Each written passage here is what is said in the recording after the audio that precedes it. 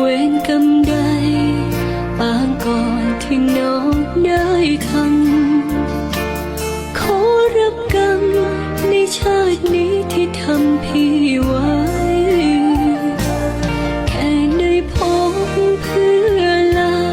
แค่ได้มารับอุ่นไอจากกายพี่ก็ซึ้งใจทั้งน้องต้องลาภาคอาสาโมทนาให้พี่